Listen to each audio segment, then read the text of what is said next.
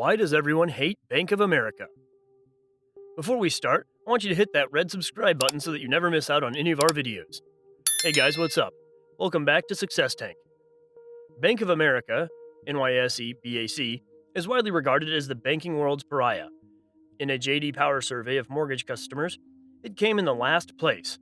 On last year's American Consumer Satisfaction Index, it was the worst performing bank, and the industry publication American Banker recently reported that it has the worst credibility of any major lender in the country among both customers and non-customers.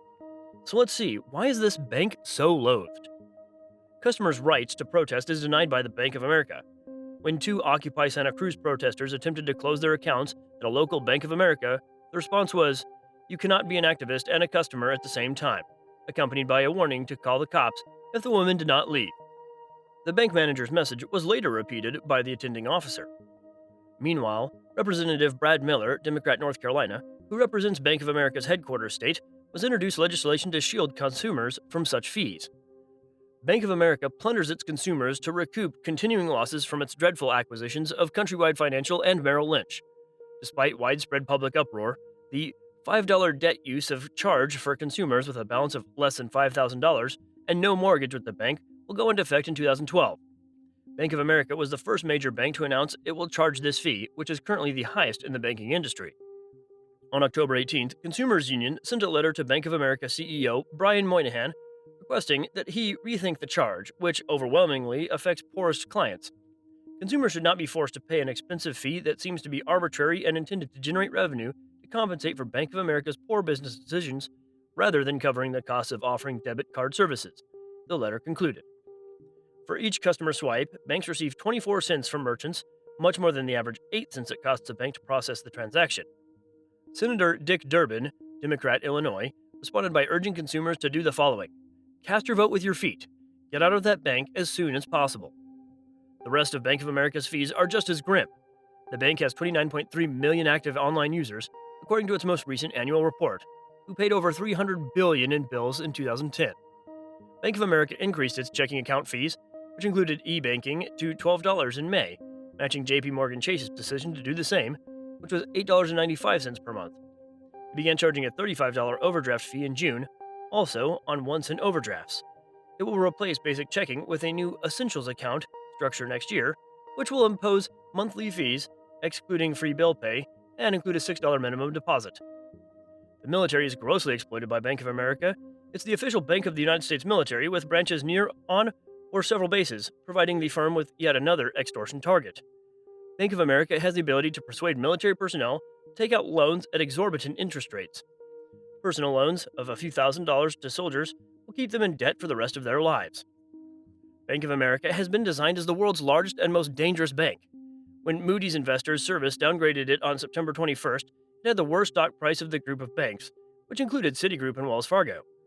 Bank of America's long-term holding company, parent bank, rated was cut 2 notches from A2 to Baa1, and its retail bank rating was cut 2 notches from A2 to Aa3, cutting the bank 4 notches behind rival JP Morgan Chase and 1 notch behind Citigroup, the third largest U.S. bank.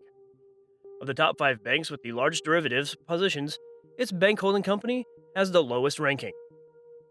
This instilled great fear in investors involving in Merrill Lynch derivatives trades, causing them to request that trades be transferred to the bank's higher-rated retail division, which holds insured people's deposits. As a result, Bank of America doesn't have to put up as much equity to back the trades as it does in a lower-rated subsidiary. Despite the Federal Deposit Insurance Corporation, FDIC, reservations about having to insure further risk, even though it can borrow from the U.S. Treasury to do so, the Fed was eager to accept. The derivative location of Bank of America is increasing.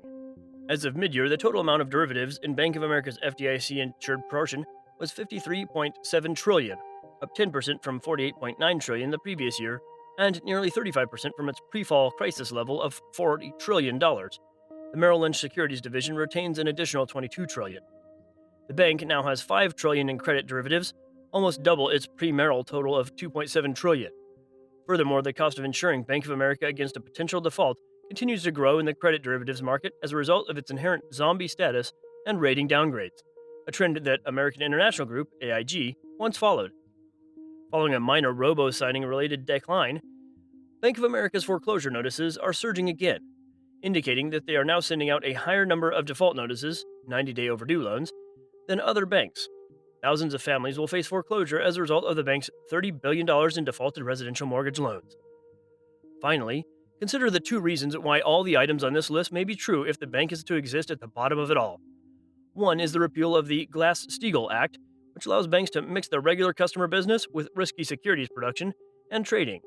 The Fed, which funds and approves any bad step, is a second explanation. It now has $2.26 trillion in gross assets, $1.8 trillion in insured branches, $1.2 trillion in consumer deposits, $1.066 trillion in the United States, and $804 billion in FDIC-insured deposits, all of which are part of Bank of America's massive, risk-laden mess. This brings us to the end of our video. Hope you enjoyed it. Hit the like, and if you did, don't forget to subscribe to our channel so that you don't miss any of our videos in the future. Also, watch the two videos that are on your screen because I'm sure you'll love them. And with that, we'll see you in the next video.